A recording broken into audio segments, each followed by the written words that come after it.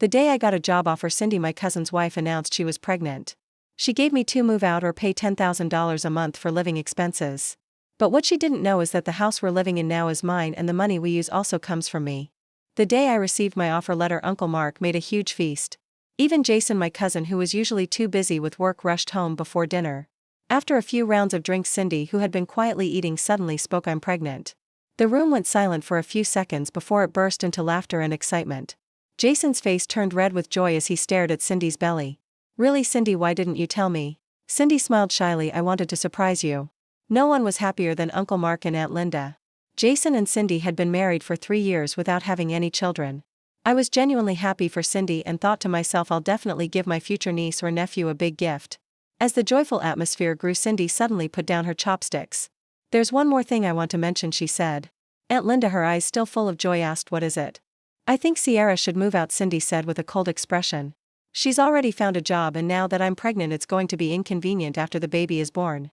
The room instantly became silent and Uncle Mark and Aunt Linda's face grew awkward.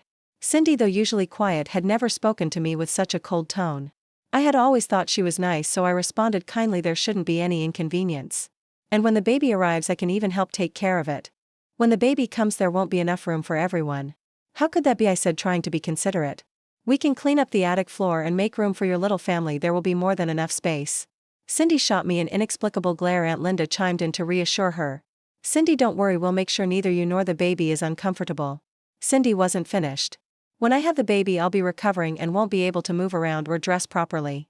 It's just not right to have an outsider in the house." Suddenly her expression softened again. "Sierra, I'm not trying to force you out, but you've been living here for so many years. Isn't it time you moved on?"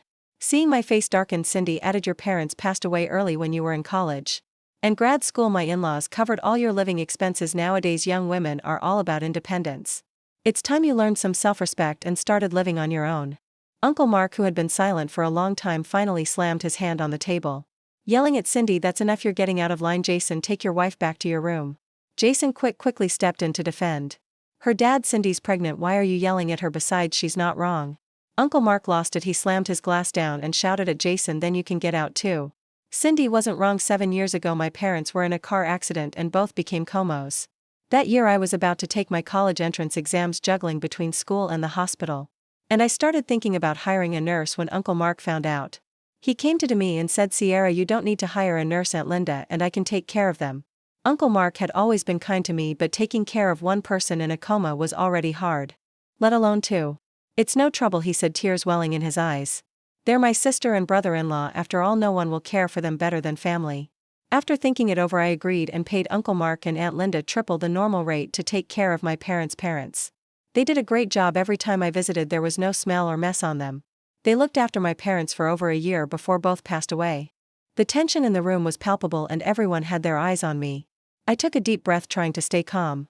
After living in that house for so many years and helping the family, hearing Cindy, who barely knew the whole story, treat me like an outsider in my own home was too much. My chest tightened and with each word burst she spat. I held back from exploding, but I had reached my limit. Cindy, still with a harsh expression, continued with more venom in her voice. "I'm just saying what's obvious, Sierra. You've been living here for way too long. It's time you learn to live on your own. I know you may be comfortable here, but..." She hesitated for a second, giving Jason a superior glance. "The truth is this house isn't yours, and since I'm the one having a baby we should be the priority." Jason, who had been standing by her side, tried to soften the blow but failed miserably. "Sierra, you know this isn't personal, but Cindy's pregnant. And well, things are changing." I stared at the two of them, my gaze fixed, feeling my patience completely vanish. It was time to lay everything out in the open, not out of pride but out of necessity. I had stayed quiet for too long, and that had only allowed people to think they could walk all over me. With a voice steadier than I expected, I began. "Cindy, Jason, I'm sorry, but you're both mistaken about a few things here." The room fell even more silent. Uncle Mark, who was still red with anger, watched me intently. Aunt Linda, clearly uncomfortable with the whole situation, sat with her hands folded, unsure of what to say. All eyes were on me. I took another deep breath and continued. "The truth is, whether you know it or not, this house is mine." Cindy, with an expression of disdain, raised an eyebrow. "Yes, you heard me right, Cindy. I bought this house with the money I received after my parents passed. I paid Uncle Mark and Aunt Linda to take care of them while they were in comas. And after they passed away, all the money, including the money used for the upkeep of this house, came from me." The shock in the room was immediate. Jason looked confused, as if he had been hit with an unexpected blow. while Cindy's face transformed from smug superiority to a mix of rage and humiliation. She went pale for a moment, her lips trembling, but quickly shifted her expression to something even colder. Her eyes burning with pure hatred. What? Jason stammered, clearly at a loss. But Dad, this can't be true, right? Uncle Mark looked at him, his eyes filled with frustration and shame. He hesitated before nodding slowly in confirmation. Cindy, still in shock, tried to gather herself, but it was clear she was furious. She opened her mouth a few times as if trying to come up with a retort, but no words came. I had completely disarmed her. Finally, she muttered almost under her breath. So you're saying this house is yours? I nodded calmly. Yes, the house is mine, and the money we've been using to cover expenses here also comes from me. That uncomfortable silence returned, gripping the room. Cindy stared at me with a mix of resentment and contempt. Jason looked completely lost, unsure of where to look or what to say. The night, which had started with celebration, now ended with unbearable tension. Cindy, visibly trying to hold on to what remained of her dignity, stood up from the table without another word, turned and marched upstairs. Her face twisted with anger. Jason followed after her, still in a daze. I knew this wasn't the end of it. The next morning I woke up early, still exhausted from the argument the night before. I was determined to move forward and focus on my work. I got dressed, had a quick coffee, and left the house without saying a word to anyone. The tension from last night still hung in the air, and I figured it was better to let things cool off before any more discussions took place. I spent the entire day at the office, but something nagged at the back of my mind. I knew Cindy wasn't the type to let things go easily. When I finally returned home that afternoon, tired from the day, the first thing I noticed was the eerie silence around the house. It was unusual. Normally there would be some sort of movement, especially now with Cindy pregnant, but there wasn't a sound. When I tried to open the front door, it didn't budge. My heart skipped a beat. I tried again, but nothing. I walked around the house to try the back door, but it was locked too. That's when I realized something was very wrong. Suddenly Cindy appeared at the upstairs window. Her face twisted into an expression of pure fury. You're not taking this house from me, she screamed before disappearing back inside. My heart sank. I knew exactly what she had done. She had changed the locks while I was gone. It was clear Cindy had decided to fight for what she believed was hers. Even if her claim was built on a lie, she wasn't going to accept that. The house was mine. With a bitter smile, I looked up at the house, feeling adrenaline pulse through my veins. Cindy could try to kick me out all she wanted, but she had no idea who she was dealing with. I knew exactly what to do. I pulled out my phone and made a quick call to my lawyer. Hi, it's Sierra. I need you to get the paperwork ready. Looks like we're going to have to settle this the hard way. The silence on the other end of the line was unsettling. My lawyer still hadn't responded to the voice message I sent, and I was growing more frustrated by the minute.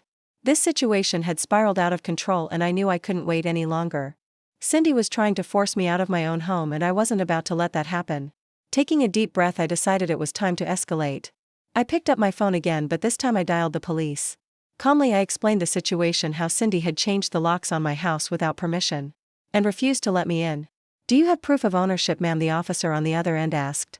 Yes, I have all the documents. The house is in my name, I replied, already pulling up the scanned copy of the deed from my email, ready to show it to them when they arrived. About 30 minutes later, a police car pulled up to the house. 2 officers, both middle-aged men, stepped out and approached me. Good afternoon, ma'am. We received your call. Can you explain what's going on here? I laid out the situation from the argument the night before to Cindy changing the locks without my consent. They listened intently, and one officer asked to see the proof of ownership. I handed him the documents, and he made a few notes before turning to his partner. Let's talk to her, the other officer said. They walked up to the front door and knocked. A few seconds later, Cindy appeared, her face still flushed with anger. Her expression changed when she saw the police, going from surprise to irritation. She knew things were getting serious. What's going on? She asked, faking innocence. One of the officers calmly explained the situation, making it clear that the house was legally mine, and that she had no right to change the locks or prevent me from entering. Cindy, as defiant as ever, tried to argue, this is ridiculous. I'm pregnant. I have a baby on the way, and she's trying to throw me out. I'm not leaving. This house will be ours soon anyway. The officer shook his head unfazed. Ma'am, we're not here to argue about the future. What matters is the legal ownership. Right now this house isn't yours, and you changed the locks without permission. That's considered trespassing.